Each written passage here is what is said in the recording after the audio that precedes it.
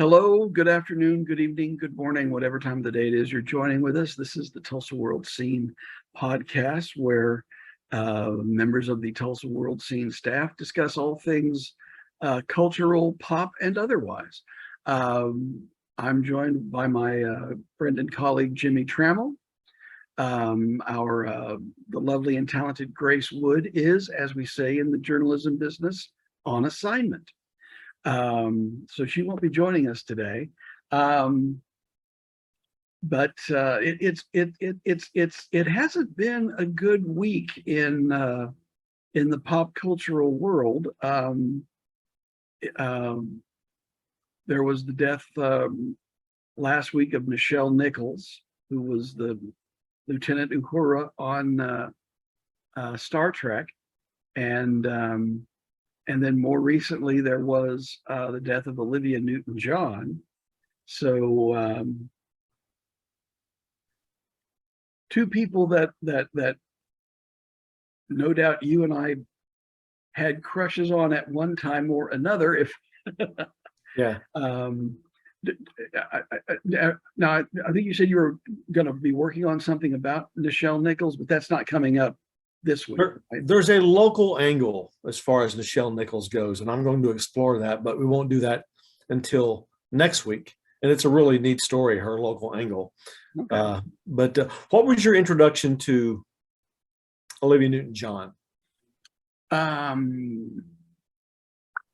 If Not For You, which I think was her first big American hit. It wasn't a huge hit, but it was her first, I think it was her first charting single in America, that I was imagining myself as a guitarist at the time, and it had a slide guitar lick in it that I thought was really neat. And then my sister brought home, I think it was her second album, and I can can see the cover vividly, so I you know, those piercing blue eyes out of that cover just kind of go like, she's looking right at you, in my young and callow mind. But isn't she the celebrity that no one dislikes? I mean, typically there'll be somebody that dislikes somebody else, but have you ever heard anybody say a bad word about Olivia Newton-John ever? No, I haven't. I mean, even even when people weren't enamored of the project she was in, they always singled her out for praise. And you're right, in all of the things I've seen subsequently, of course, you know, when someone passes away, you know, their saintly side is always highlighted more than in any other aspect of their character. But no, I don't think anybody had a bad word to say about her. And so good luck calling up her discography of singles and picking only 4 songs for her Rushmore of singles. I mean, I didn't prepare for this, or I'm not hitting you with a cold. I'm just saying, good luck finding these 4 songs are far better than the rest, because her body of work is pretty significant and good. It's pretty, yeah. And I Honestly Love You would have to be on that. Oh, I thought you were talking to me, but yeah, go ahead. Well, I do, but in a different sort of way. The song I Honestly Love You would probably be at the top of that. The Turn Up the Radio song is the one with Travolta, You're the One That I Want, from Grease. I mean, if you can have that in your car radio and not turn it up, there's something wrong with you. Although that song usually makes me laugh, if only for Travolta has a way of punctuating every phrase with this kind of yelp, you know. And I always that always bothered me for some reason. Yeah. But uh, but no, but no, there's I know that there's some songs that even she was not terribly uh, happy with. She was I heard somewhere or read somewhere that she um, wanted to withdraw the single physical because she thought it was too racy. Mm. And she was told, sorry, it's already out on the it's already, on the charts. And so she wanted to tone down the raciness. So they made a video of that was an exercise that was mimicked the Jane Fonda exercise videos of the time, which, in and of itself was probably as racy as that era would allow. So, well, um, these things happen. Not writing about her this week because there's not necessarily like a local tie. We could Sure. I mean, obviously she's an international celebrity, but we do have a Friday piece on Clu Gulager. I hope I'm pronouncing that correctly. I've never had to pronounce it. I just write his name. Right. But obviously was an Oklahoma actor, died August 5th, born in Holdenville, grew up in Muskogee, Tahlequah, starred in Western, specialized in Westerns at the start of his career. He was in The Virginian. He was Billy the Kid and the Tall Man. And as he got later in life, his specialty was not the Western stuff. It was the monster stuff, like Return of the Living Dead, the funny zombie movie, and one of the Nightmare on Elm Street movies, and a trilogy of monster movies directed by his son, John. So, but the big movies were, I mean, he was with Paul Newman in movies. He was with Ronald Reagan in his last movie before politics. He was with John Wayne in McHugh. He was with Ben Johnston in The Last Picture Show. He was in every TV series you could ever name. That's as far as the serious TV shows, not so much the sitcoms. So just an amazing, sprawling body of work by him. And we kind of look back at his career on Friday. He was kind of almost the definition of the journeyman actor. I mean, you I can't recall. I'm not as familiar with his body of work, but I don't recall him ever being the lead. That it being a film starring Clu Gulager. He was always, down in the credits, but that didn't mean that he wasn't good at what he did. He was able to do a lot of, and it's worth noting that he was in The Last Picture Show, and his for real Last Picture Show was Once Upon a Time in Hollywood, when he was 91 years old. Longtime friends with Quentin Tarantino. Tarantino put him in the movie as a bookstore owner, and he said in an interview with our deceased colleague Michael Smith, who we miss, that if you look at DiCaprio's character in that film, it was basically his life, like the guy who was on top of the world and then had to cope with things on the way down. Okay, so that'll be coming this Friday. Friday, that's correct. Okay, all right. Well, it's what and it is kind of a death haunted week because you're talking to somebody who plays a dead person on Reservation Dogs. Is that right? That's true. I see dead people every time I see Daniel on Reservation Dogs. If you haven't seen Reservation Dogs, it's a comedy shot in Oklahoma on FX on Hulu. We call it a comedy. It's more than that. And the character Daniel, it's a dark comedy. I would call it a dark comedy. The character Daniel is basically the reason for these adventures, is because Daniel has passed away. His surviving friends decide, let's get the heck out of here and go to California because we don't want to let this place kill us too. But Daniel, even though he's passed away, appears in flashbacks and helps Reservation Dogs, talks about serious topics like suicide and how do you cope with grief when you lose your friends and that sort of thing.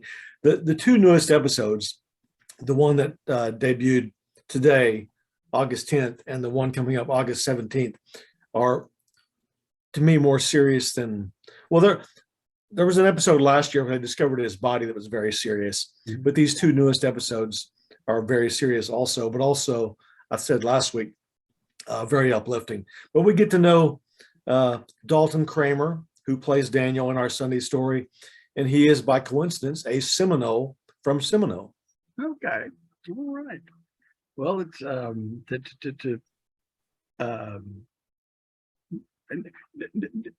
do I remember correctly that Daniel, that they thought he had gotten away, and they or Daniel was discovered, he hanged himself. Oh, okay.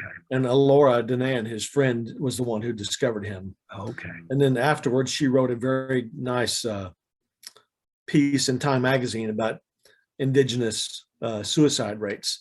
So obviously there's a larger message here than just trying to make us laugh. Yeah. Okay. All right. Well, we'll move away a bit from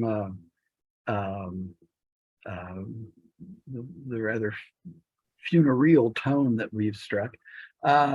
We will have on Sunday a story about the Signature Symphony starting its first season with its new artistic director, Scott Seaton. It's only going to be 4 concerts, partly because of there just not being a great deal of time between his being announced as the new artistic director and having to put together a season. But the easiest way to describe it is that there are 2 classical concerts and there are 2 pops concerts, but those definitions get a little hazy. For example, the first concert is called Rachmaninoff and the Dance Floor, and it features music by Rachmaninoff and other well-known composers, but it also features music by an American composer named Mason Bates, who started out as a DJ in clubs and is now incorporating the electronic music of that with orchestral music. Scott Seaton, the orchestra's new artistic director, says that he came across his music about 10 years ago and has been enthralled ever since. So it's going to be, you're going to get your Rachmaninoff, but you're also going to get some electronica as well, under the guise of a quote classical concert. So it's gonna be an interesting season, and we'll have all the details coming up on Sunday. If you are into food, we recommend Mr. Kim's, which is a new restaurant in the downtown area. It's a Korean-inspired steakhouse, sort of. We have they offer what is called an omakase, which is a Japanese word meaning I put my trust in you, and that's the tasting menu. It's $75 a person, and it's a lot of food. It's a lot of very good food. And it's also interactive because if you like, you can cook it yourself on the grill in the center of your table, or the staff will do it for you. But it's a fascinating experience. The food was very good, and it's worth checking out. And another thing that we will be dealing with in the next week is